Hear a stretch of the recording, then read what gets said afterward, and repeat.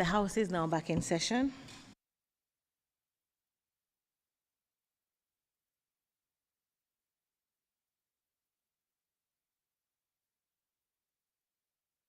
I recognize the Honourable Premier. Thank you very much, Madam Speaker. The third symphony. Fourth one is the committee stage.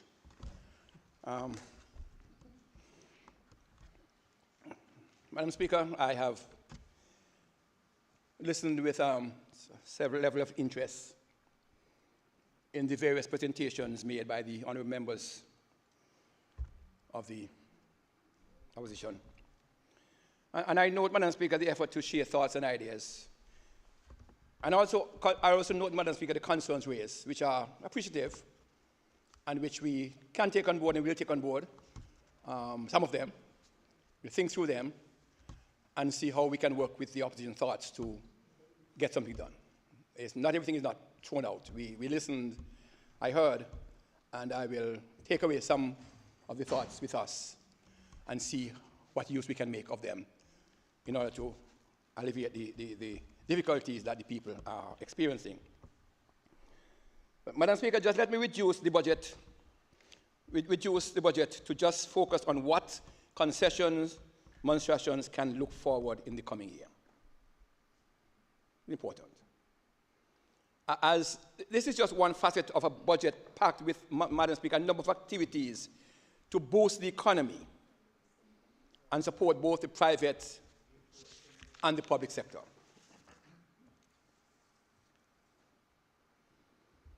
Madam Speaker, when we presented the budget at FARM last November, we made effort to provide some assistance to alleviate the hardship our citizens were facing.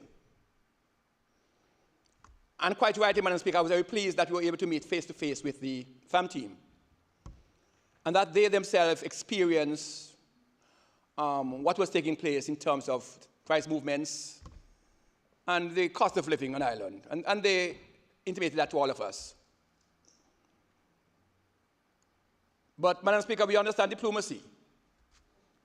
And by recognizing that there is need, doesn't mean that there will be assistance. And we understand that very much.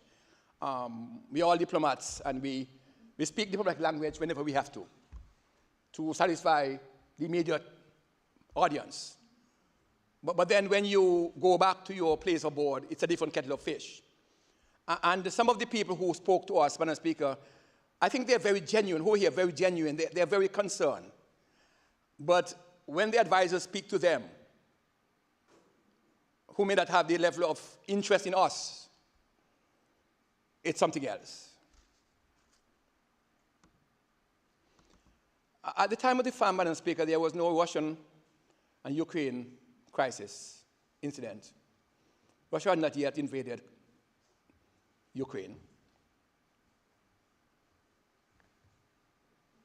But since then, Madam Speaker, I've indicated that we are aware of the impact, the global impact, that this war in Russia, in Ukraine and Russia, as far as it is from the Caribbean, from Montserrat, has significant economic implication for us because we are part of the global community.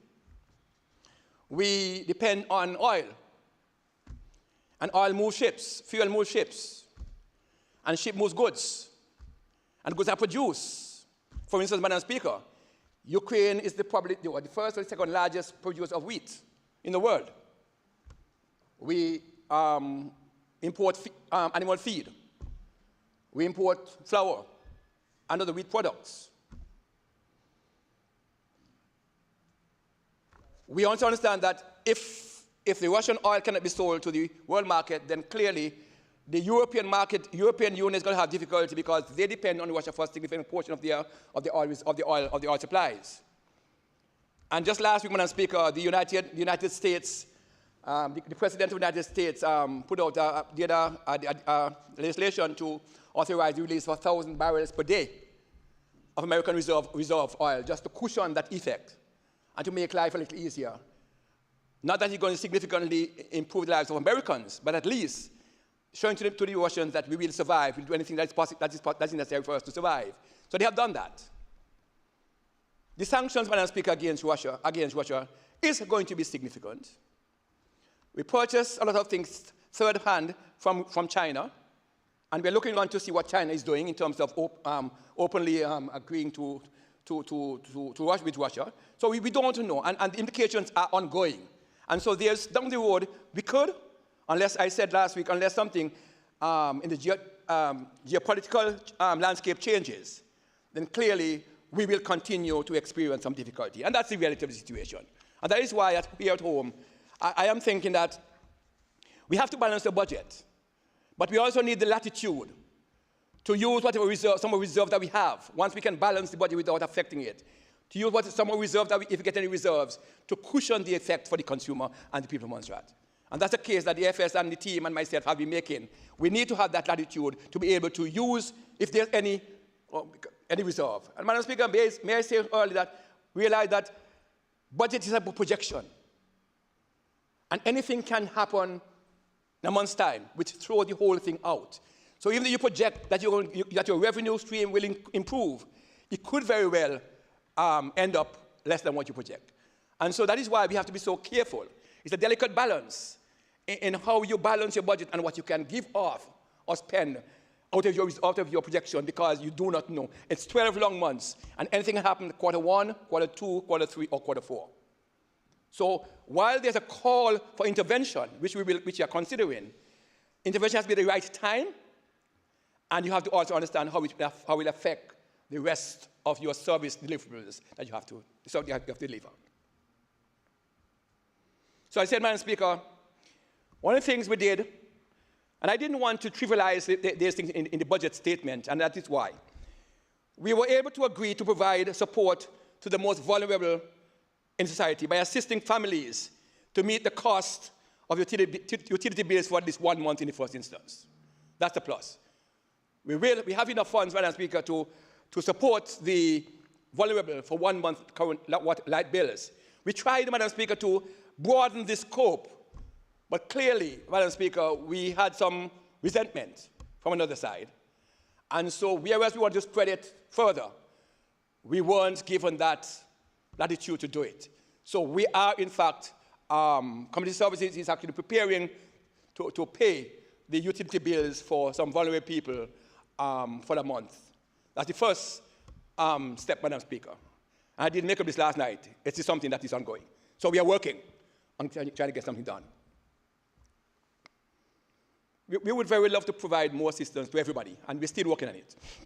Whether you're a taxi driver or housewives who use whatever you use, we are working on it, and we are working on it assiduously because we believe that we need to do something. I know we have to do something. What is it at the moment? We have not yet quite pinned down to it, but we know what that package is looking like, and we will come forward with it. And we'll notify the public in due course. But whatever we do, Madam Speaker, whatever decisions we take, whatever plans we put forward, clearly the position we find ourselves in with budgetary support has to be negotiated, unfortunately. And I said that very candidly, unfortunately, whatever measures we want to put in place to alleviate the hardship has to be discussed with the FCDO. If we were independent states, we just wake up tomorrow morning and cabinet say, do that, and it's done. Unfortunately, we don't have that latitude. We don't have that privilege of just saying we're going to take off the duty on something or take off that. Because if we do that, the question will ask you, how are you going to retrieve it? And the MOU, which states that if you have a shortfall in your budgetary figures, DFID is not going to do it. So you have to make sure you balance it. That is in the MOU. And I don't know my other members usually say that, but that's in the MOU. If you have a shortfall in your budget during the year, in your revenue collection during the year, that's your business. Because we're not going to step up to the plate. I know I won't take that as a lock, stock, and barrel. I will talk around that, and I don't take that as the key, as the end result. But that's what's in the document.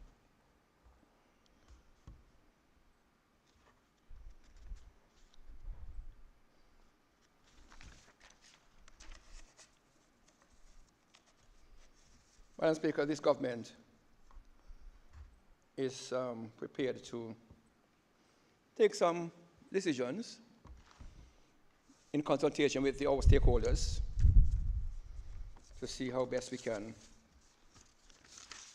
take the country, move the country forward. The point is, Madam Speaker, is that everyone should know, I don't say they know because maybe they don't, that there's always an additional, there's always demand on the budget.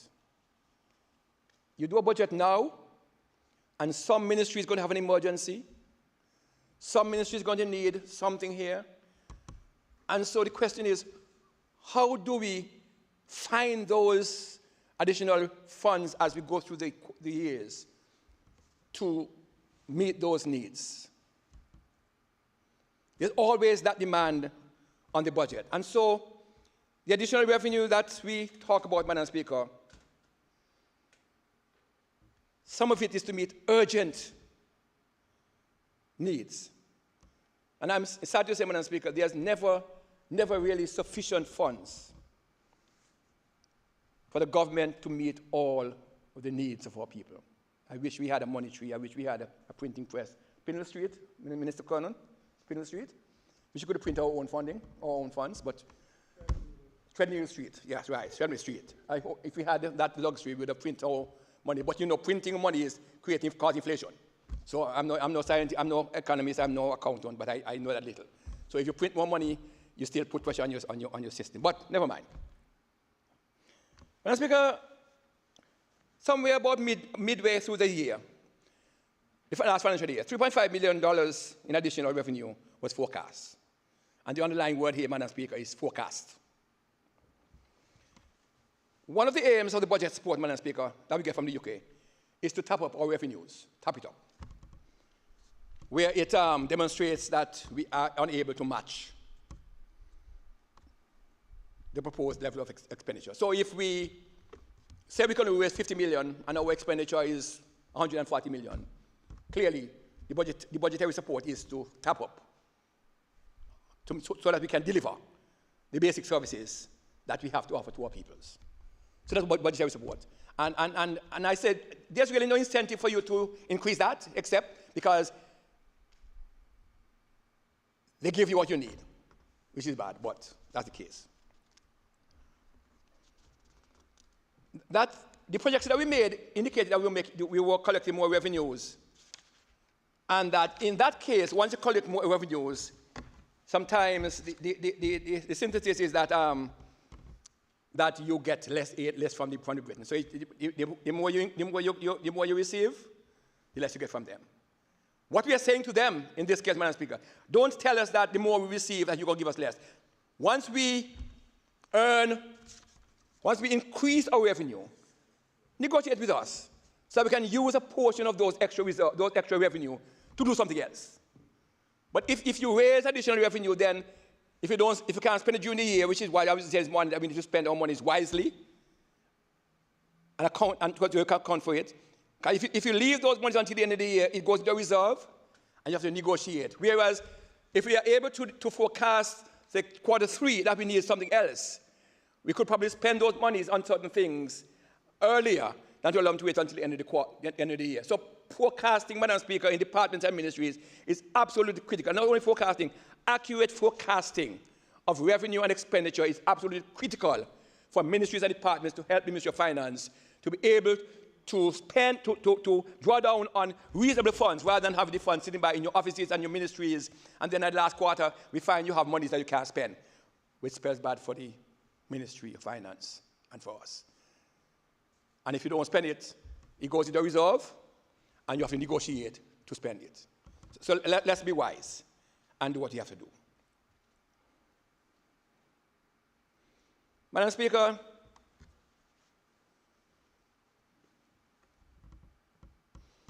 given the unusual circumstances around the high collection this year, the fact that we were able to find ways to spend those extra monies before the end of the year and claim down and draw down on our aid figures, there are a number of pressure areas that we had to get into the picture. A lot of aid, some additional pressure on the budget, and the area that we want to fund, which we're able to finance before the end of the year, we agreed to. I said already, Madam Speaker, the support to vulnerable families, where we actually increased the social welfare budget to assist the large number, the growing number of persons who are applying to social services for assistance, social services. We had to increase the budget, that welfare budget. We put some money into the pension, and the member of the opposition alluded to it yesterday, where we're able to provide some of those extra funds into the pension fund this year. Is that new spend? This year to top up the pension, because the pension line in the budget always is growing every year, because every year additional persons are added to the list of retirees, and so you find that every year that budget line increases. So we had to put some monies on, any revenue had to go towards that.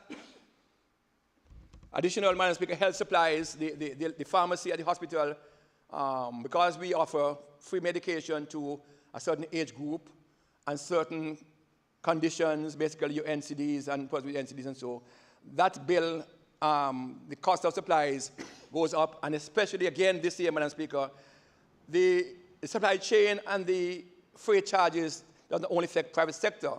Government at the same time is going to be impacted, because we have to import medical supplies. We have to purchase them from other countries who supply them. So this health supplies budget line is going to increase further, may I say, as we go along. But every year we have to put some funds into this budget line, and this year is no exception. So, Madam Speaker, whatever revenue, additional revenue was collected, was actually pumped back into the economy through different ways. Either through your purchasing your pensions, your pensions, through your paying your vulnerable bills, whatever it is, Madam Speaker, we still put that back in. So it's not that government put that money into reserve. It's not going back to England, like some people say.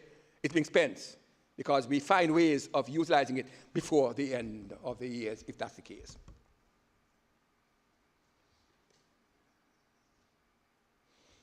Madam Speaker, within the context of a balanced budget, my cabinet took the decision to finance some programs to support ongoing work within the government and to deal with some emergency items that were identified. And, Madam Speaker, it is instructive here to note that any intervention made with these available funds must be able to be fully expended before the end of the financial year. What do I mean by that, Madam Speaker? If you have monies before March, whenever the treasury closes off, 20 whatever it is, if you have surplus funds in your budget and you get permission to spend some of them, you have to spend it before the 31st of March, or else you can't spend them again. That's what this is saying. So we had to make sure that we were able to spend those monies on the other side of the budget of the financial year, to make sure that we benefit from them. If we didn't, then clearly, and there's going to be an incident where I think we couldn't, and that's going to be a problem for us.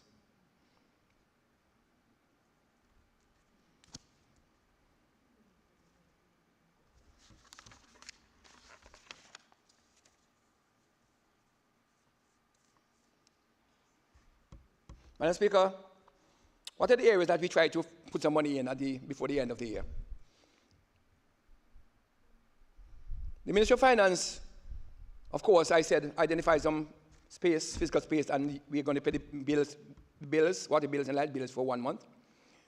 The issue with MUL, Madam Speaker, MUL has been experiencing some difficulties over the past years, and it doesn't make sense to just try to patch up without knowing. So we have, in fact, Madam Speaker,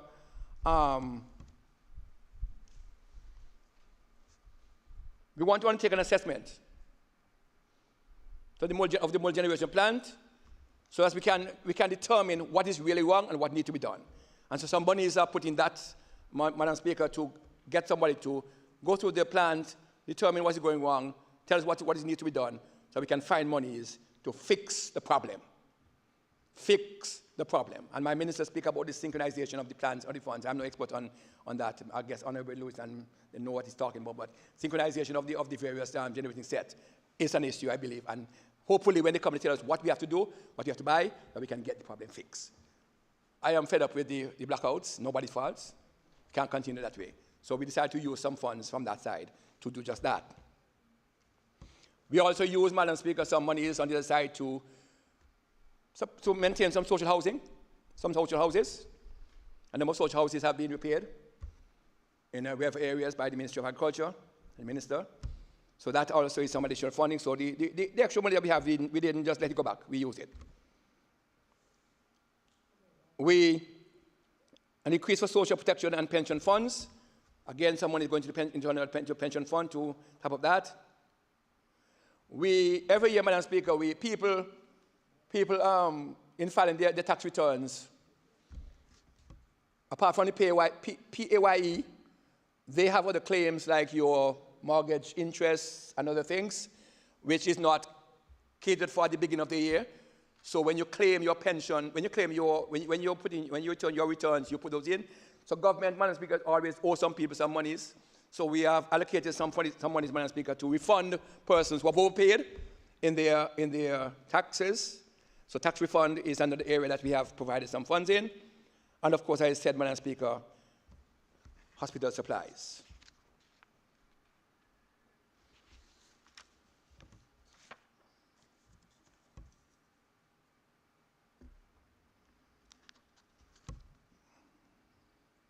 Madam Speaker, I understand that there is a small surplus on this side of the budget, equating to $500,000. Not much, just under $500,000. And we are in discussion with the FCDO this year, to spend it this year, I hope that we can get that done. Not a lot of money.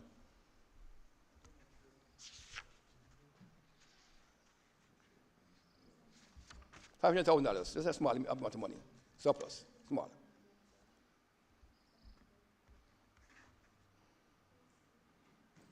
I said this morning, Madam Speaker, my ministers have presented their plans and programs for next year. You must agree that they presented some realistic plans, Madam Speaker, and those plans are designed to produce low-hanging fruits. We can see the results at least in the financial year, and we will take advantage of those low-hanging fruits, and that is why we are singling out or identifying those areas that can show results, even while we are planning for the long term. We all agree in this House, Madam Speaker, that the current budget cannot provide sustainability to the island.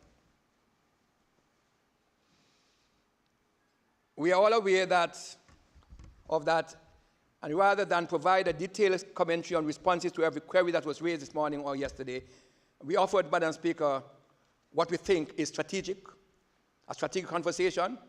A conversation with our funding partners is ongoing, and also our regional partners, because we believe that we cannot sit back and rely on one source for any kind of funding. We have other regional organizations. We are tapping at and knocking at their doors. What can we get from OECS? What can we get from CDB? What can we get? We don't know. But we're knocking at doors. We have to. We have lost most of our EU funding.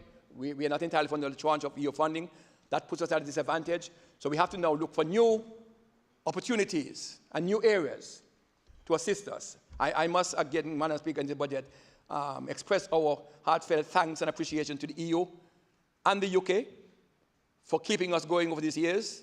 The EU have done a fantastic job in helping us to install our social programs. It's sad to see that we no longer receive additional funding once this tranche is completed. We hope we can negotiate something outside of the EU. I think there's a little window that we can talk about something I don't know yet. But the OTs in the Caribbean are talking, my colleagues and I are talking to see if we can provide, that we can have another window someplace that we can talk to EU and see what we can get. We don't know. We have asked the UK to provide us with the losses that we have had, that we have sustained by the withdrawal, by Brexit. In one breath they said yes, in another breath they say it's a case-by-case basis, so we're not depending on that. We are looking and see how best.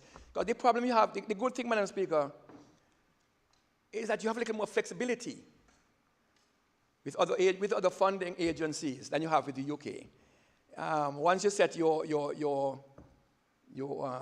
indicators or your deliverables, you have a little more latitude. On the other hand, we are hamstrung in some area when you come on to UK aid. We are tight. We have to do X, Y, Z, and we are controlled.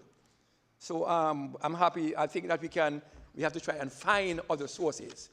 And I think that persons who have their diplomatic contacts, whether in the UK or the CARICOM or wherever, should help us to get some connections so we can at least knock on the doors and get some monies. Pictures with my good friends is not sufficient. How can I tap into those good friends' pockets and get some investment going? When we traveled to the UK, Madam Speaker, they are investors. When we went to the UK in London, we said to the UK, Montserrat is a member of CARICOM and OECS. How can you bring light industries to Montserrat so we can export to CARICOM tariff-free? Because we are, these are the kind of thinking that we have. So when we travel to UK, when anybody from the other side go to UK, and they have good friends up there who have money and business, because I know some of them come to BVI to invest, tell them come to Montserrat to invest too, because we have things down here. I know we can't give them 15 years duty-free concession, but we could give them something. So when you go, and I call your name, but whoever is the person is, when you go to England, tell them to come to Montserrat and help us out, because we need a hotel, a small hotel, 25 rooms. Anybody who have that money, tell them come, because we need it. We have Potato Hill as an investment opportunity, or Benito Hill as an opportunity.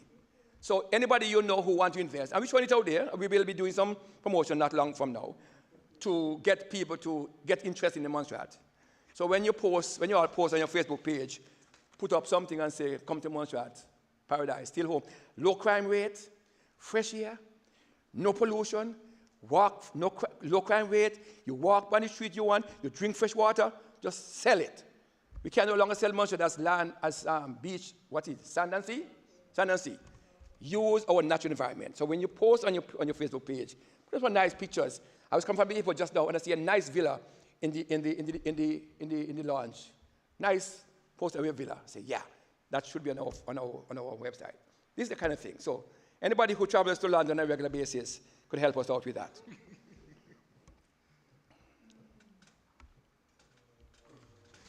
I'm not going to talk about the MD second. I spoke about it already. I'm not going to put that in here again. Madam Speaker, the only thing I want to say to my colleagues here,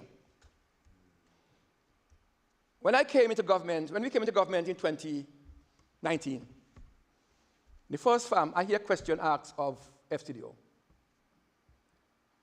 How is the budget working for the people of Montserrat? I found it strange at the time. How is the budget working for the people of Montserrat? When you give me the money to buy medication, to pay teachers, pay public servants, pay light bill. So you're asking me how the budget working for people of Montserrat. And I went home, and I dug a little deeper into it, and I said, you know something? Really, the masses of Montserrat don't benefit from the budget. It's a select few. Us, politicians, public servants, we buy medication, but other people don't. So the question, and I went home and said, yes, that's a good question. How can we make the budget work for the masses? And that is where we are going. I said to my colleagues, the budget, we need to be innovative to use the budget to work for everybody. So yes, provide social welfare, that's only one thing. But how can we repair some houses and get some jobs going? How can we increase the maintenance vote to create some jobs to maintain the roads? These are the things that the budget works for, not just a handful. And that is why I believe that we need to be able to rotate our small mini petty contracts, so that not one set of people who can write and fill out forms and get assistance from other people fill out forms get it, but that we rotate our mid-petty contracts, whether for house repairs or verge cutting or whatever it is, so that everybody, and make it simpler, so that everybody can have a taste of what is going on. That is what you call caring. And I don't intend to get nothing from nobody who get government work. Nothing. That's not my business. I've been paid to do a job, and I don't intend to get nothing from nobody. So when they get a job, no, it may help them to talk to somebody. Don't ask me because I don't want nothing, because that's your job. I don't want anything. So let it be known that my interest is really to help people, to help themselves. And the point here, Madam Speaker, when we talk about help people, the budget, again, if you have a line, Madam Speaker, if you get a line, my scientist friend here with the trouble sometimes say, how can you use that lime? How can you manipulate the use of the lime to get the maximum use out of it? You can make lime juice. You can make lemonade. You can take the skin and make, what they call the body, and put it in sugar. In sugar. You can make lime cauldron. That is what the budget is all about. How can I use this budget and twist it? Not underhand anything, but to use it so that it can benefit everybody. The lime could do for a different thing because you have to strategically think about how can I use this lime to do this? How can I use the budget to make sure that the people in Lookout, the people in Salem, whatever they do, the business people who sell have the cook shop, how can I create jobs so that they can get their food sell during the whatever time? This is what we're talking about. And to talk about the food shop, Madam Speaker, I note that anything, little thing that would bring us some credit are pushed aside. But I have to highlight them because us. The EDS scheme, Madam Speaker, the Enterprise Development Scheme, it's an initiative by us, recognizing that COVID has dealt a blow on small businesses and that many of them do not have the assets, the finance resources to purchase assets that they have lost. They might want to buy something or expand their business, and they don't have it. And so, Madam Speaker, when we thought about the EDS, it's just to do that. Innovation, creativity, initiative. We have used this, Madam Speaker, to assist, and it's not political in any way because none of us have anything to do with it. None of us. We talk about transparency. None of my colleagues even know what's going on in it, except we get the numbers. I say, who get it? And that's us. We're operating above board. The people who do their work, let them do their work. So sometimes, no, let me not say a piece there. And so, Madam Speaker, we launched that fund last year. And a number of persons have benefited and are still benefiting. Because people have said to us, they require support, and they don't have the means to do it. They want to buy some assets, they want to do something. And so, Madam Speaker, that is still ongoing, and it's working, and we will see what happens at the end of it. I know we have, I know the committee have approved, or near approved some additional applications. And what we note, what we understand is that in addition to those contemporary businesses, there are some innovative businesses that are coming forward, which is exactly what we want. Young people or others coming forward with innovative ideas for businesses. And that is how much we're going to move forward. We must encourage young entrepreneurs, people to employ themselves, while looking to the government for employment, to employ themselves and their families. And so that is going on. Also, Madam Speaker, I mentioned briefly, I think, a few weeks ago that we are considering another element of that EDS, not the same EDS. But we recognize that having gone through the EDS, there are persons out there, Madam Speaker, who need some small assets. They don't have it. They have the funds to buy it. For instance, Madam Speaker, somebody in a cook shop and the stove have been sitting down for 2 years, so you're out now, so they need like a stove. Or they need a refrigerator or a freezer. But they don't have the means to do it. But they don't qualify under the EDS because of the criteria. So we are saying, Madam Speaker, we are providing some additional funds for those persons who want to buy a freezer, somebody want to buy a kitchen stove, or not for the house, for the business. Additional asset. And the criteria that we have for the EDS will not be applied to this. All we have to do is to verify that you have a business and that you need a stove because you cook food in your kitchen, or that you sell drinks and you need a fridge, or you said that you need a freezer, or and once you can verify that, Madam Speaker, the invoice, the Ministry of Finance will work it out. I don't want to get into logistics. They'll work it out. They'll tell us how afterwards, and you can get that. So you don't need a business plan. You don't need a tax compliance certificate. You don't need a social security. You don't need that. These are what this budget offers. And sure, you don't put this in the budget. You talk about them at this point in time. I can't put this in the budget. This is what I want to put in the budget to say, this is what I'm doing. No, I'm telling you now that these are what we're doing. And you know what I mean? These are the things that we are delivering. So where the budget, my budget statement didn't say, I'm going to give a stove and a fridge. No, that's not for the budget. But as Minister of Finance, and Minister responsible for Trade, I can now say that we are doing that. And it's a fact. So people look out. That ad will be coming out shortly, where the Minister of Finance will tell you what you can do and how you can reach them as soon as they agree on the quantum, and you can come in. No tax compliance certificate, no, oh my goodness.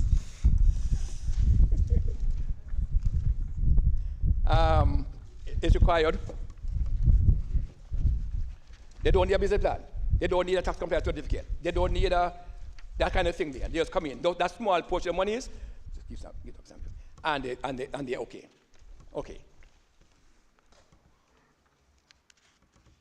This is what Honorable Hector would call the mom and pop business type assistance.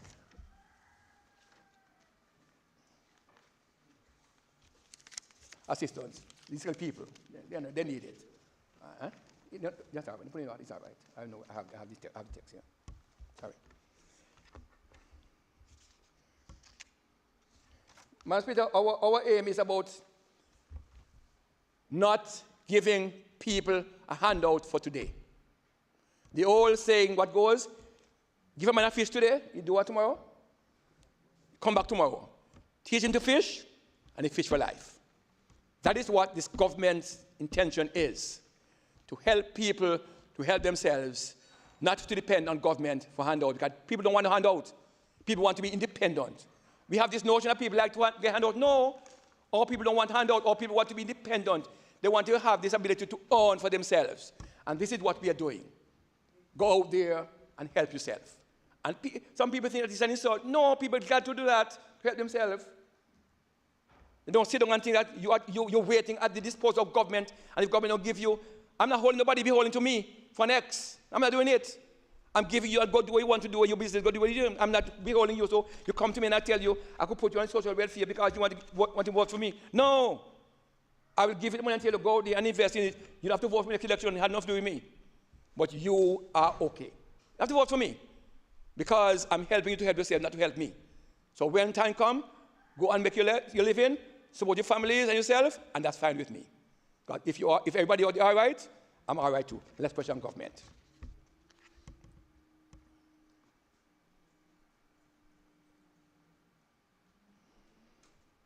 Madam Speaker, what they call a separate one, and I made a statement about, and I don't want to go, I'm ending up in a positive note. I'm not going to put anything negative in this piece here, so I'm going to leave out some things because they overlap. But Madam Speaker, this government we consider ourselves proactive. We don't wait, and we will not wait for things to be pushed on us. We will not do it. As a matter of fact, these young people, these people on this side, they will not have it. That we sit down and wait. Yes, you all are young. No, we're not. I know you're going to tell me. These people on this side here will not wait for us to sit down and allow people to come to us. So, a few weeks ago, Madam Speaker,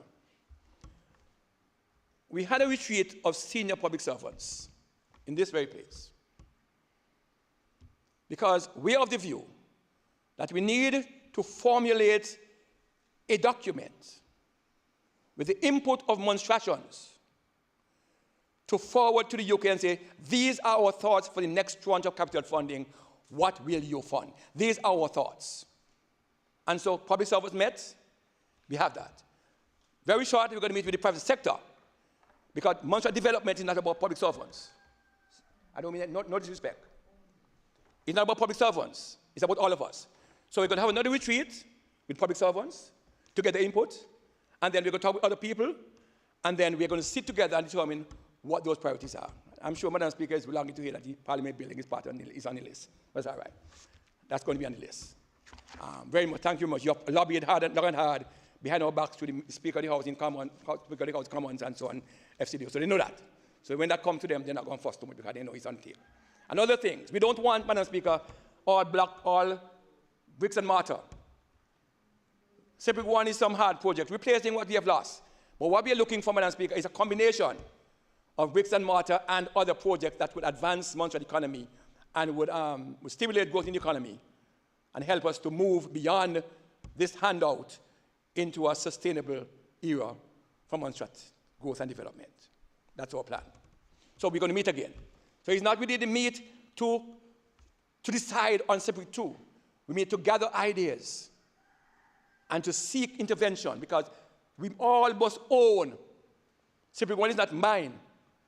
And many of us did not even know about separate one until afterwards. It's us. So people, public servants, private sector, we must all claim Montserrat development, claim Montserrat future, because it belongs to us. And all of us must work together. We have to get out of this 26 years of dependency. It's going to take a while, but we have to get out of it.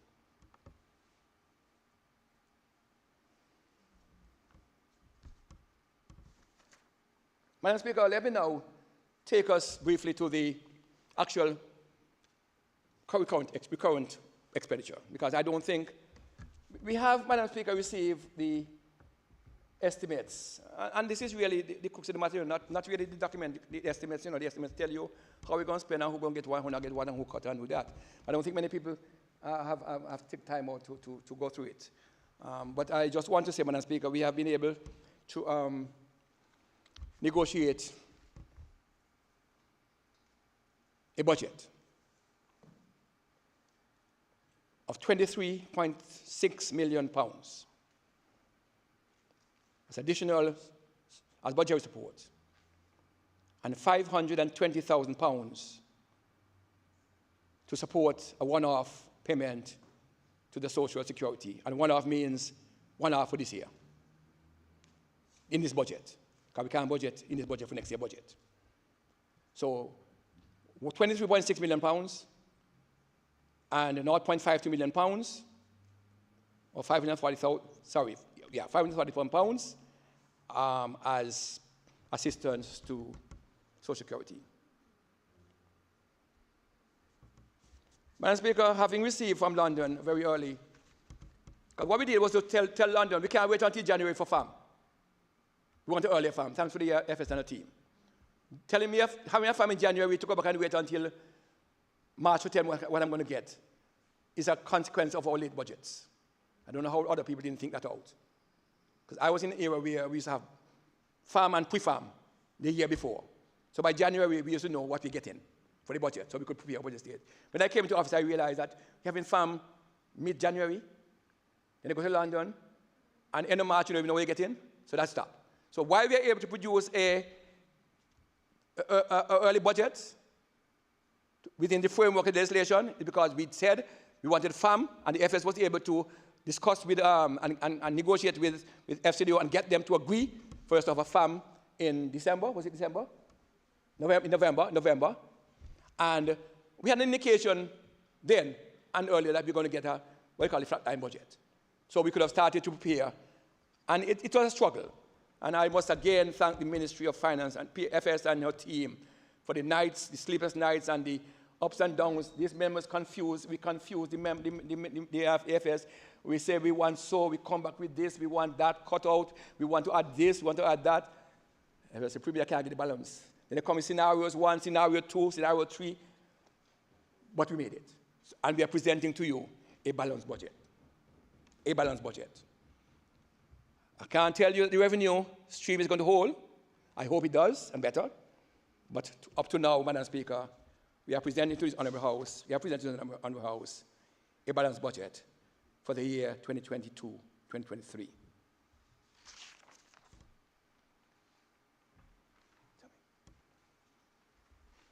So what we have done, the budget was rationalized, and we have able to allocate, and it's a 2.8 in the that's new spend, Madam Speaker, Madam FS. $3.8 million, that's new spend. Am I correct? 2.8? New spend. That's new spend, what we call new spend. New spend is where you have capital projects outside, small ones, and you want to find some money to buy some assets and your staff. But we are able to spend, we are able to budget $3.8 million this year for as new spend. And what are we going to spend them on? The helicopter star has to be maintained on a regular basis in order to protect the integrity of our ports of entry. It's not getting away from it. So we are allocating $9 $0.274 million for the maintenance of the Helicon Star, because we have to overhaul it, the condition. We are increasing our pension vote by $0.8 million, or $800,000. And this is a recurrent cost because every year this is going to change. We increase utilities and rents for government because as prices go up. And let me just say here, remember that any increase in utility bills is as a result of the world market price, not necessarily tariff. Because MOL does not pay tariff on fuel for generation of electricity.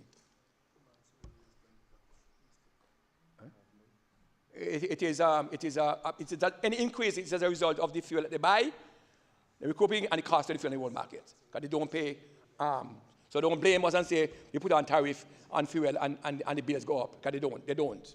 I just want to make it clear so that the listeners understand that it's not a result of taxes or duty why the fuel surcharge goes up. It's because they have to buy the fuel, and the prices would change based on what is happening in the world market. I think today the price of fuel is $1.50 and $1.20 per barrel thereabouts, if I'm not mistaken. And it could go up, it could come down. You have no control of it. So that is what.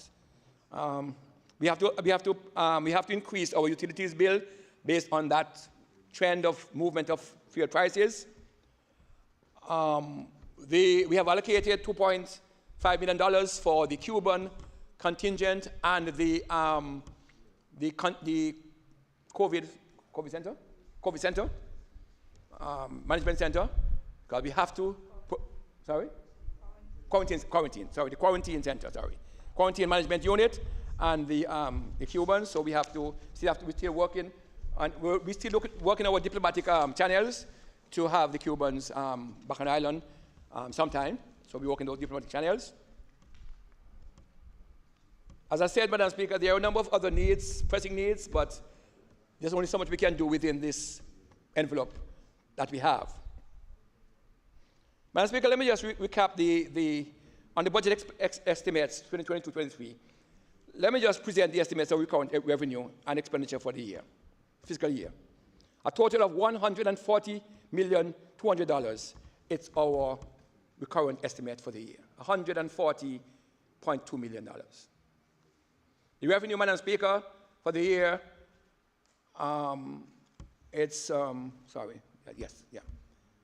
The approved revised estimate for the $134,334,000. That was last year. Sorry, that was last year.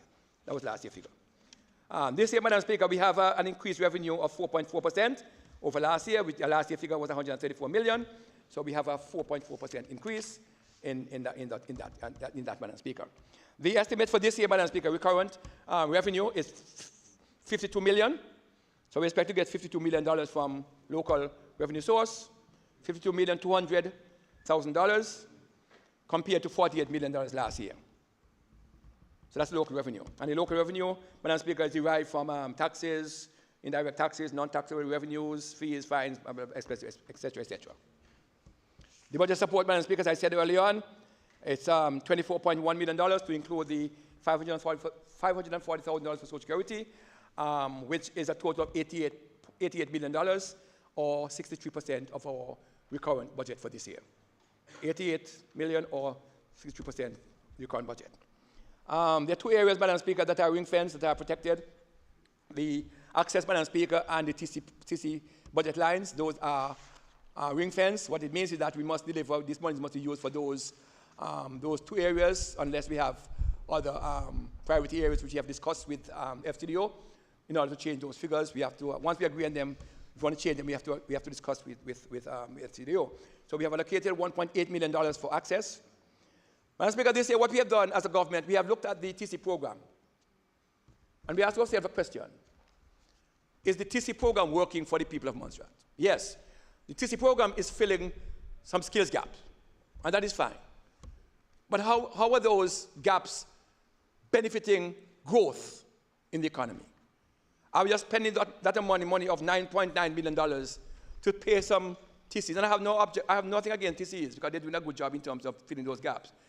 But do we want to spend all that money? Can we use some of that money to do some of the development element of our country?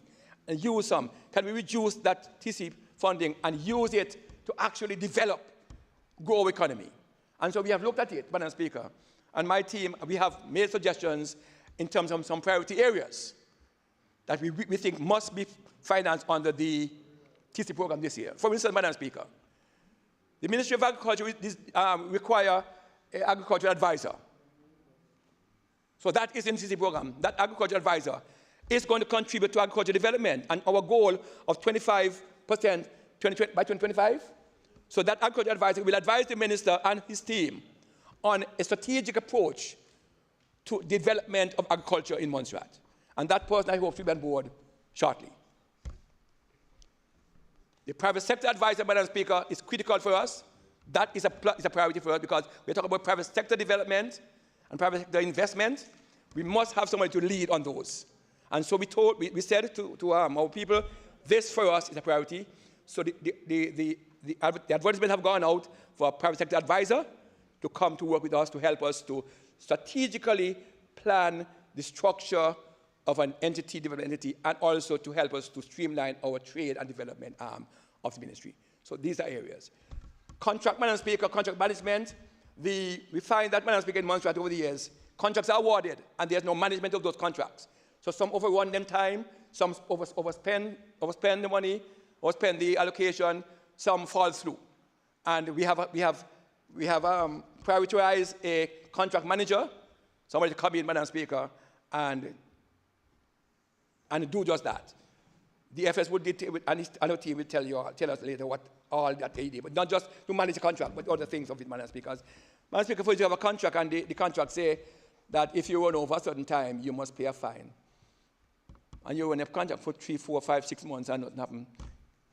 You're depriving the government of an asset to be completed and other things. So that is there.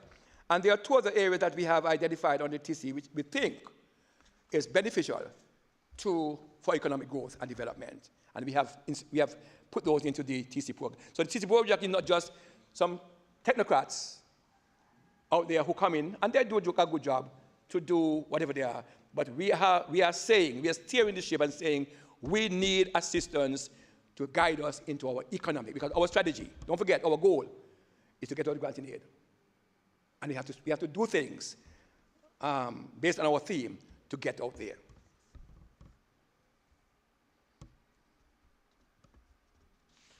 Our aim, as we said in our theme, is to lay the foundation, to lay the groundwork, and putting relevant systems and policies in place that will ensure that we have something to look forward to as we go along. Investing today is our theme, to secure our future. So, Madam Speaker, it's my duty. It may seem not to be an explosive activities, but we are laying the framework for development. So, Madam Speaker, the total allocation budget for this year, 2022-2023, is $194,100,000. And they are breaking down as follows.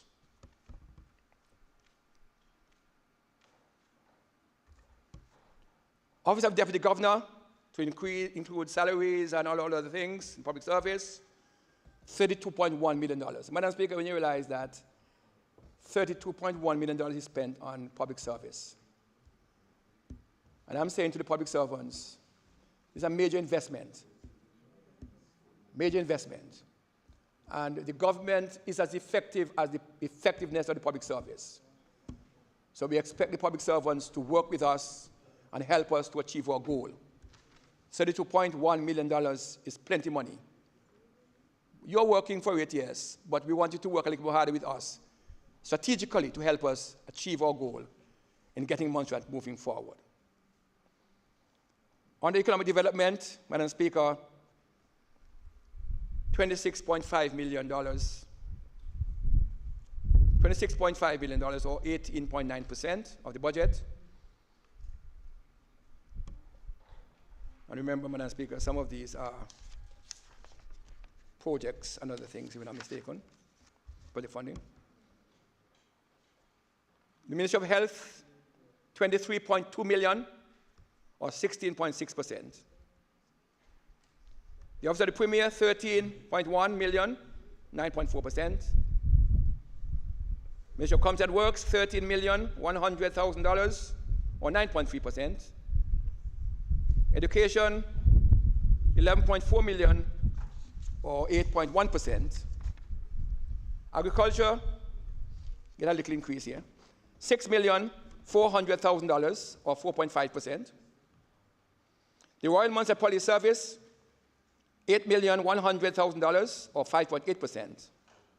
And the balance of $6,300,000, Madam Speaker, or 4.5%, is allocated among the services of legal, judicial services, Auditor General.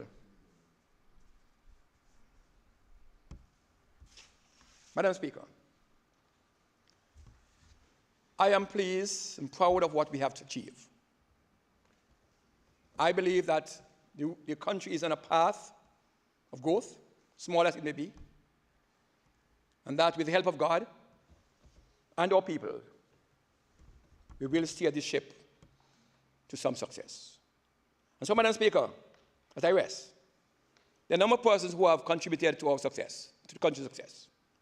Of course, Madam Speaker, our financial agency, our financial donors, our UK government, thank the Minister and her team for assisting us, listening to us and hearing us, and coming up for us, small as it may be, some successes. Of course, Madam Speaker, we still have some European Union funds, which we certainly appreciate, and we're able to flex our muscles and do some things with that, and I thank them for that. The CARICOM, the OECS. I want to thank the outgoing governor for his times, Madam Speaker, when I could say, no, you're not here. We had rough times. We had ups and downs, because I think I'm duly elected as Montserrat leader, and I have certain rights and responsibility. And so sometimes we have a little time, but he has lobbied sometimes for us in areas that I didn't think he was doing. But sometimes he does make some cases, and when I speak to him sometimes, when we're on good terms, he made some. So I want to thank him very much. Don't think that they push anything down our throat, my throat either. So that not happen. Thank him for this symphony. No, he said some things. Sorry, Madam Speaker. Madam Speaker, the Honourable Finance Secretary, and this is not because she's here. Not because she's here. I could sleep during the night, knowing fully well that the work is being done. And this is not because she's here. I think she should go outside and don't listen. Seriously, the team has worked. All this team downstairs, whether it's Kenya, Alvona, Paulette, Linda, you need Piper, whoever they are, all the team, they have worked hard. And especially the finance team. They have worked to get us where we are today. They have shared ideas, made suggestions. Sometimes we say no, sometimes we say yes. They have a little more work to do for us, but we will get there too. Those are coming up. But we understand, Madam Speaker, the nights that they have spent in the office trying to put the budget together. And sometimes as public servants and politicians, we think that they must make money. So I know sometimes they have to try and make some money somewhere. I don't know how she managed to make the money, but we make the money. But thank you very much for your assistance. Certainly appreciate it. And please extend to the staff our appreciation and thanks. Of course, Madam Speaker, heads of departments, accounting officers, managers of statutory organizations, private sector organizations, general public, and of course my honorable colleagues on the other side. Thank you for spinning the truth sometimes, but thank you very much for working with us. We are here. It's our government. If we succeed, you succeed. If you fail, you fail. All of us together. So thank you very much for keeping us on our toes. I just wanted you to be a little more constructive at times, but I thank you very much for your contribution. Madam Speaker, thank you very much for entertaining me and accommodating me. I think I bored you all enough, and I rest. Thank you very much.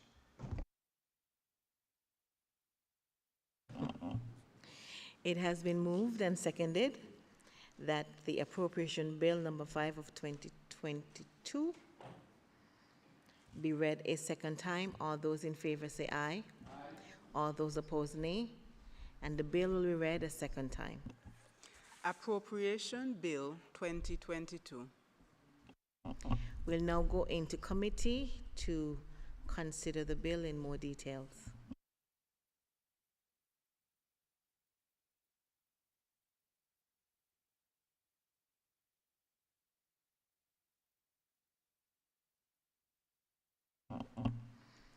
Okay, we're going to start by looking at the development fund vote. And we'll start with vote number 12, Office of the Deputy Governor, with an allotted amount of $180,800. The question is that this amount stands as part of the bill. All those in favor say aye. Aye. All those opposed, nay. And the ayes have it. The amount $180,800 now stands as part of the bill. We'll move on to vote 15, Office of the Premier, with an allotted amount of $5,459,800.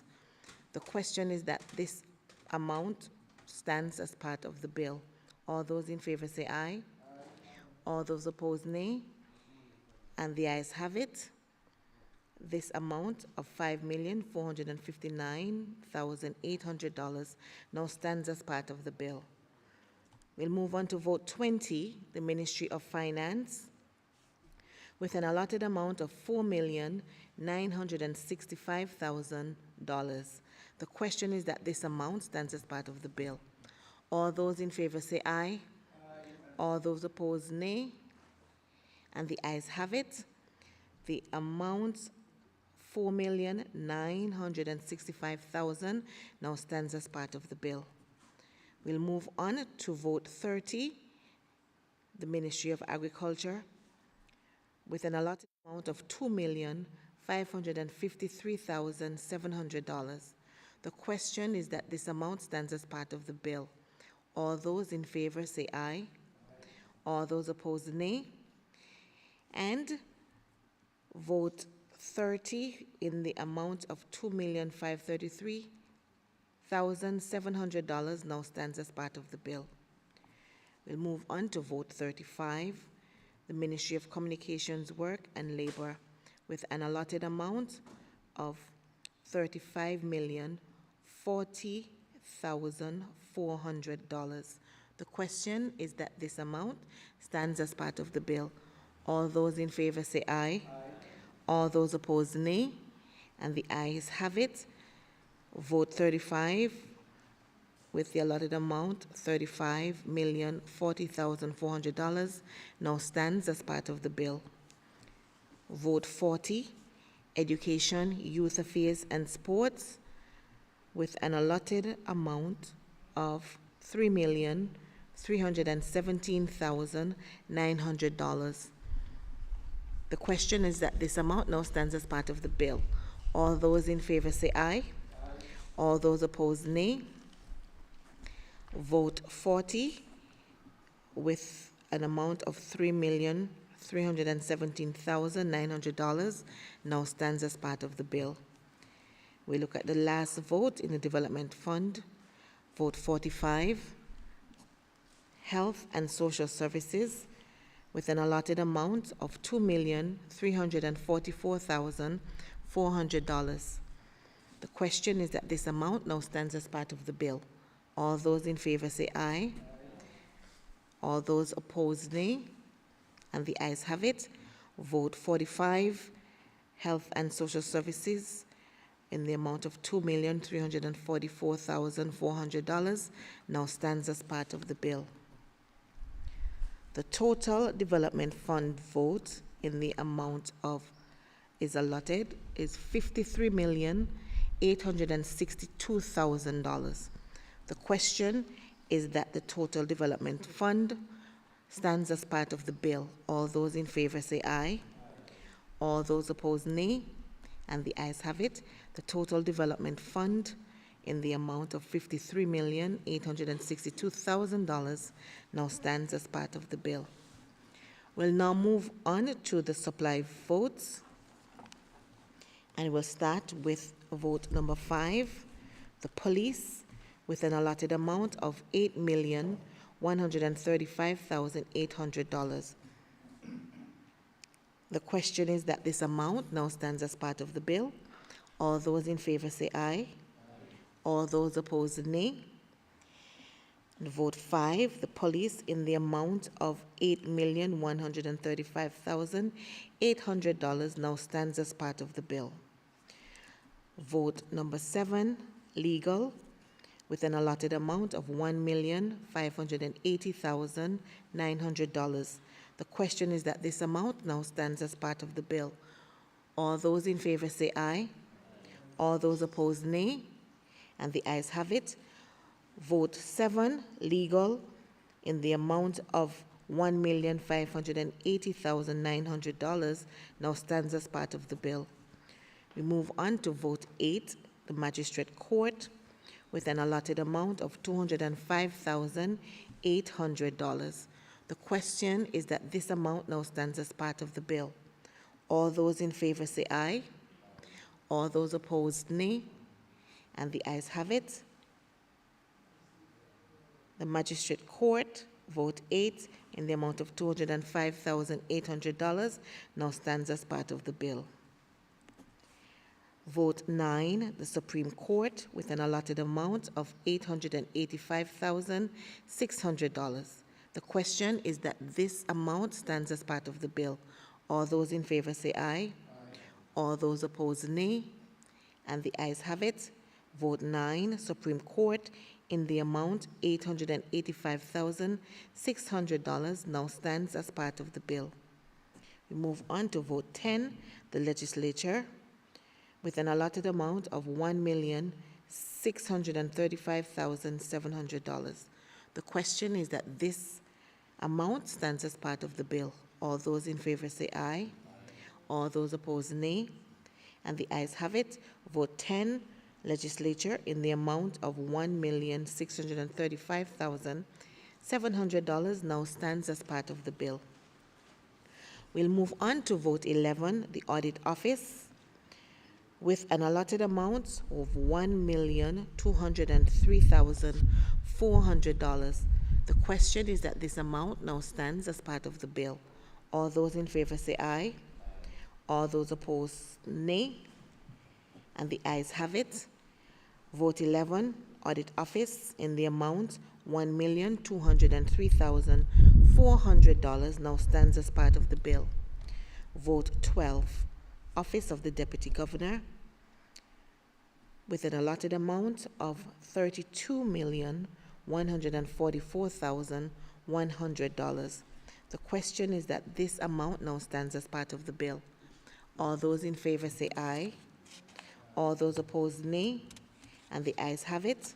Vote 12, office of the deputy governor, in the amount $30,144,100 now stand as part of the bill.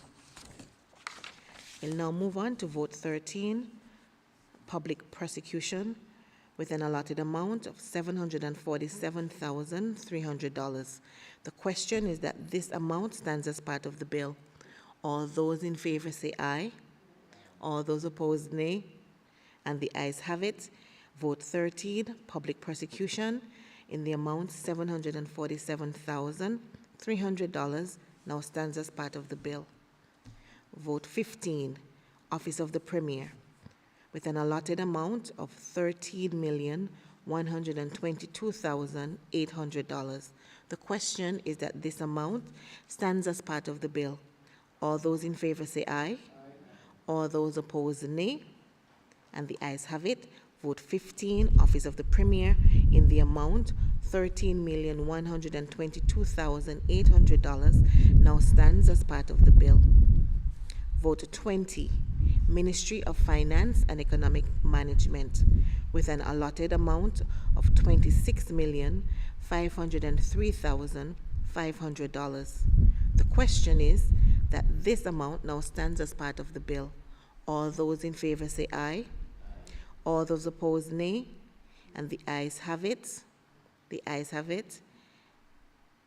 Vote 20, Ministry of Finance and Economic Management, in the amount of $26,503,500 now stands as part of the bill.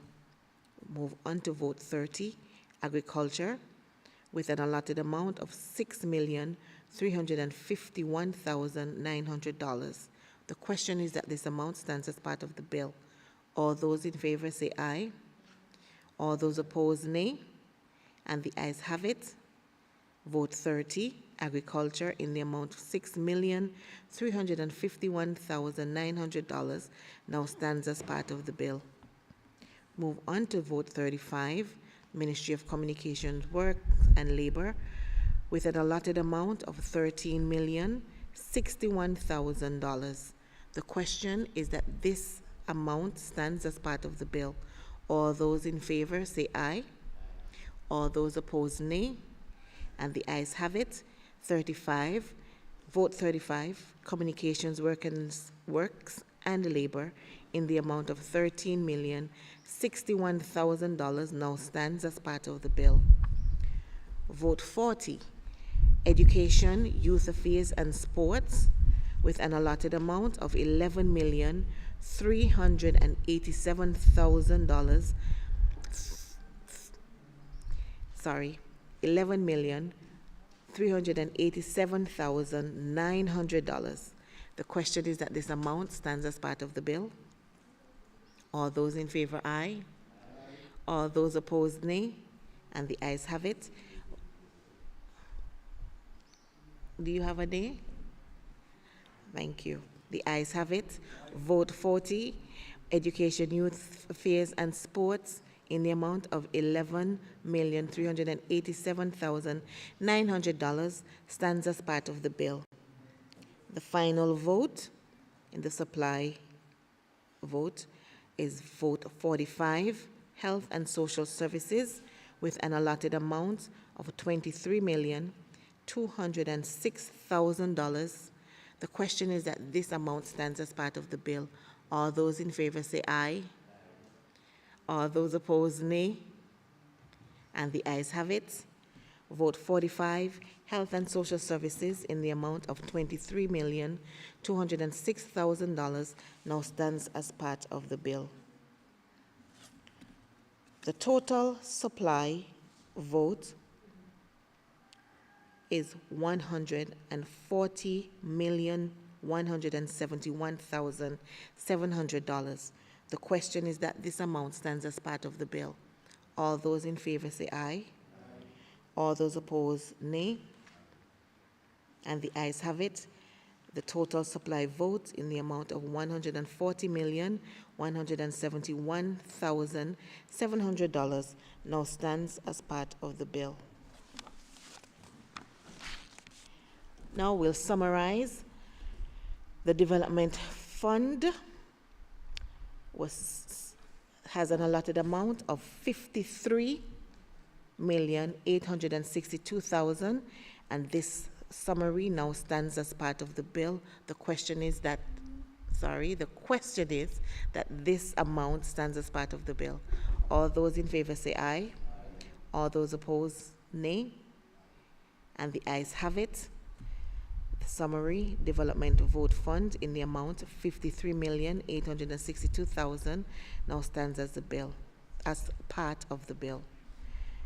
The summary supply votes total is $140,171,700. The question is that this summary supply vote amount stands as part of the bill. All those in favor say aye. All those opposed, nay. And the ayes have it. The summary supply votes in the amount of $140,171,700 now stands as part of the bill. The grand total of the bill now stands at $194,033,700. The question is that this grand total now stands as part of the bill. All those in favor say aye. All those opposed, nay. And the ayes have it. The grand total in the amount of $194,033,700 now stands as part of the bill. The question is that clauses 1 to 6 now stand as part of the bill. All those in favor say aye. All those opposed, nay. Then the ayes have it. Clauses 1 to 6 now stands as part of the bill. The question is that the enacting clause and long title now stands as part of the bill. All those in favor say aye. All those opposed, nay. And the ayes have it. The enacting clause and long title now stands as part of the bill. The Assembly will now resume its sitting.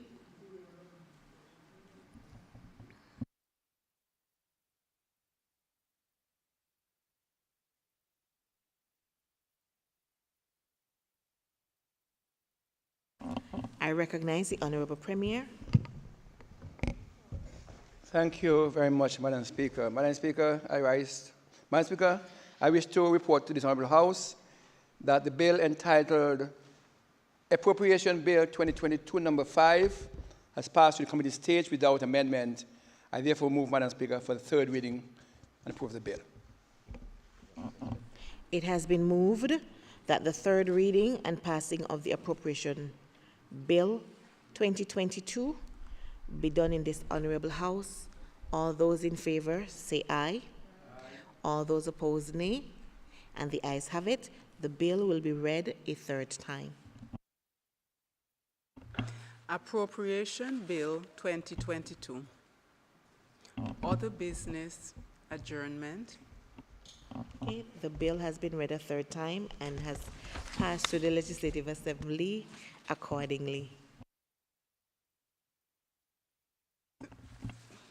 Other business adjournment. I recognize the Honourable Premier.